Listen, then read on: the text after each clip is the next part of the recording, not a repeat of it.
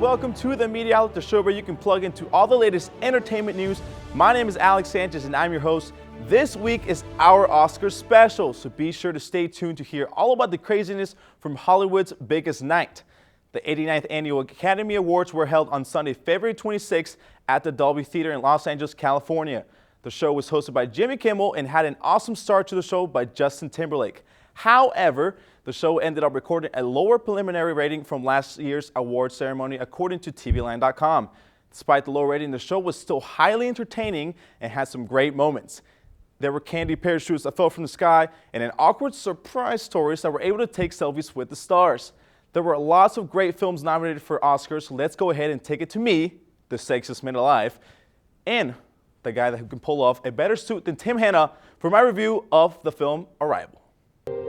There are days that define your story beyond your life. Like the day they arrived. Hey everybody, it's Alex here, and I'm going to be doing a movie review about the movie Arrival.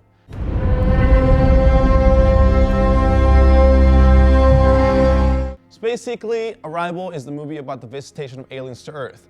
The entire movie basically revolves around us humans' response to this and how we struggle to understand the reason why the aliens are here. Every 18 hours, a door opens up.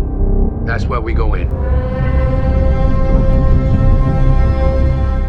Amy Adams plays Dr. Lewis Banks, a linguist who then teams up with Ian Donnelly, a theoretical physicist played by Jeremy Renner, who then teams up with the military to try to communicate with the aliens. You know, the whole spiel about they don't understand us, we don't understand them, you know, China bombs them, you know, whatever.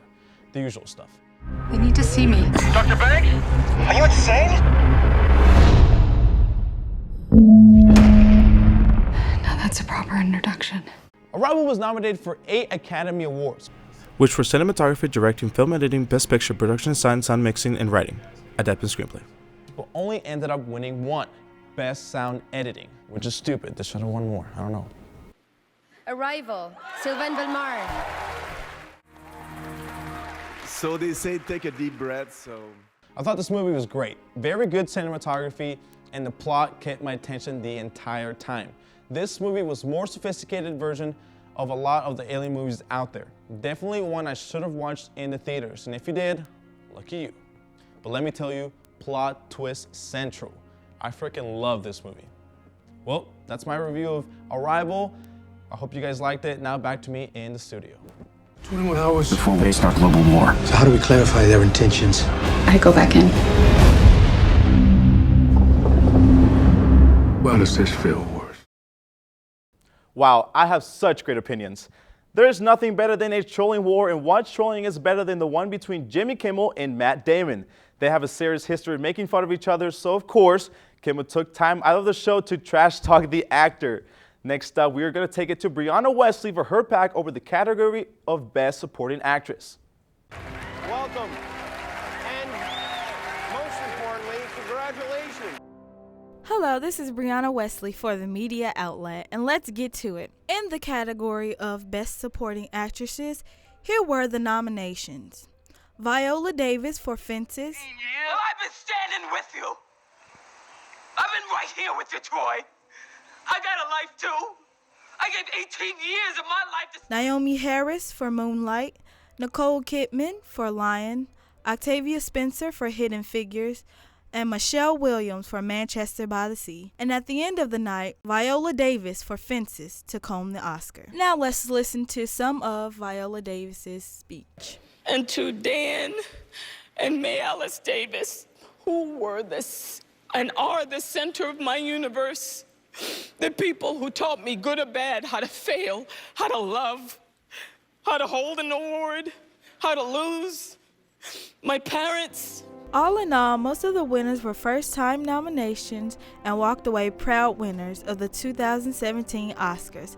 This was your girl Brianna Wesley for the Media Outlet. Thanks for watching. Thank you, Brianna. Viola Davis definitely deserved the win, and her speech was so moving and humbling. She honestly always gives the best speeches.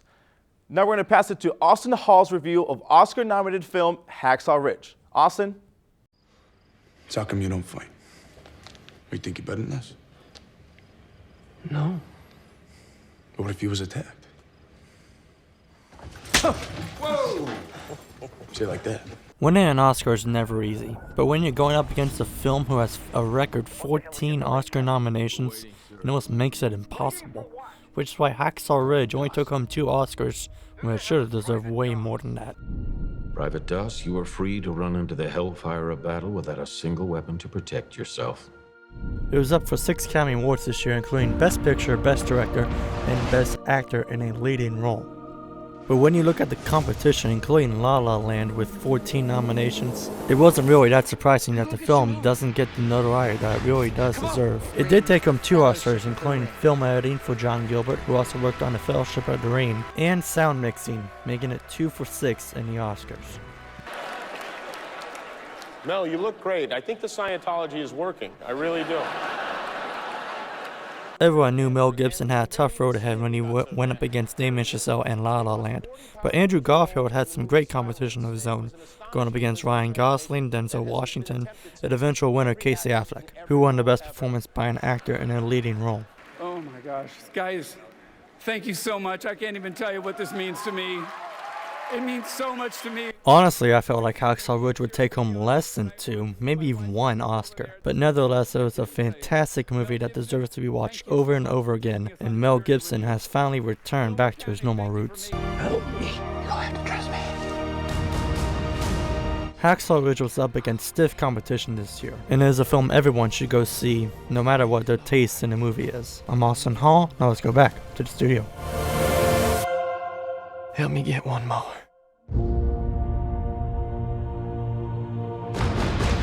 Thank you, Austin. So the guy who ran sound mixing for Hacksaw Ridge has been nominated 20 other times, but never won until this movie. While it would be a great honor to continue to be nominated, I cannot imagine losing that many. He is kind of the Leonardo DiCaprio of sound mixing. So let's take it to Chris Gunn as he talks about the category of Best Cinematography. Chris? Hey, what's up, media outlet? It's Chris Gunn. Today I'm focusing all about the cinematography Oscar nominees. And the nominees for Best Cinematography are Arrival. Not everyone is wired for what you're about to do. So what do they look like? You'll see soon enough. Every 18 hours. Moonlight. Where's you, Sharon? La La Land. Is this the start of something wonderful and new? Lion. How long were you on the train? A couple of days. A couple of days. Silence. Our Lord said to them, "Go ye into the whole world and preach the gospel to every living creature." And the Oscar goes to Linus. La La Land.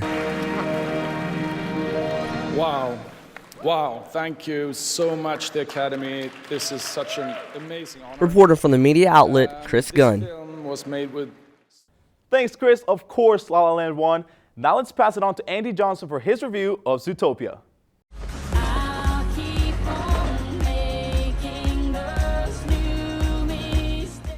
What's up, media outlet? Andy here to talk to you about Zootopia. Zootopia was only nominated for 1 award on Oscar night. Best Animated Feature. But it did win, so batting 1,000 ain't bad. It really should have been nominated for much more, but with it being an animated film, it didn't have many categories that could have been nominated for. In a city of anthropomorphic animals, a rookie bunny cop and a cynical con artist fox must work together to uncover a conspiracy.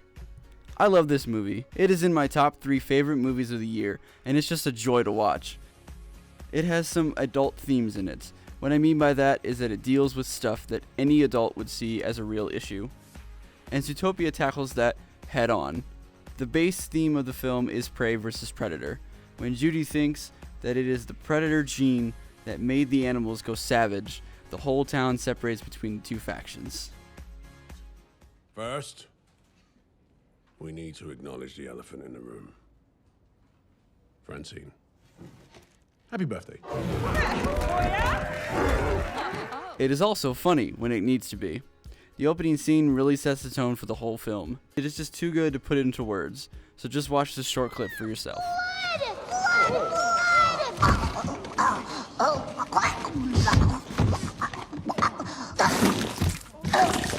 And death.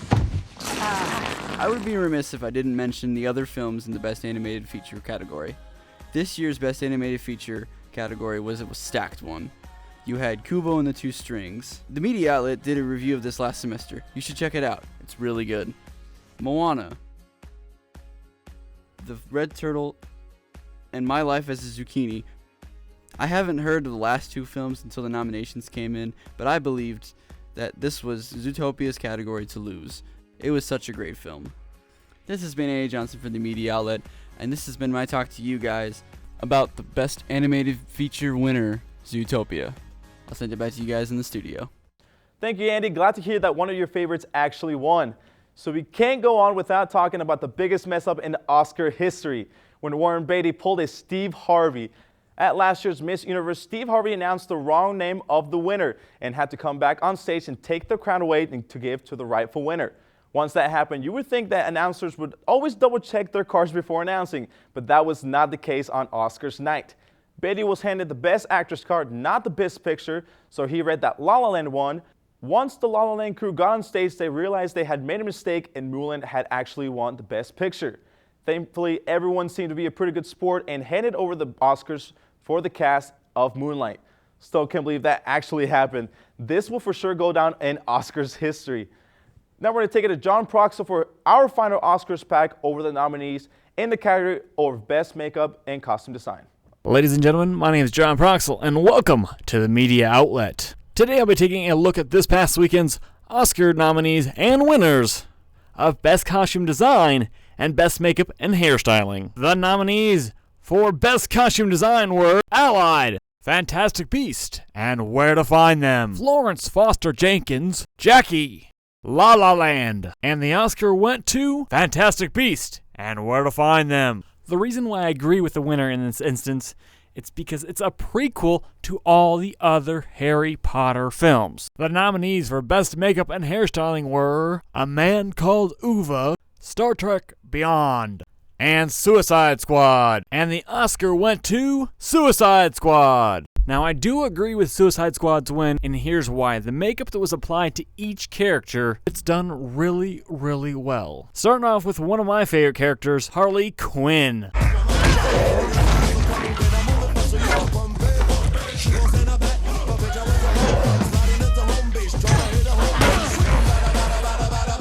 Let's keep things moving right along with Deadshot. Every time I put this on, somebody dies. And? I like putting it on. And we'll make a trip back around for Captain Boomerang. Welcome to the party, Captain Boomerang. Rick Flag, who has the tough task of leading the group. You disobey me, you die. You try to escape, you die. You otherwise irritate or vex me, and guess what? You die. Coming out of the sewers, Killer Croc. Diablo blazing the trail. And the woman you don't want to be in the dark with, Enchantress.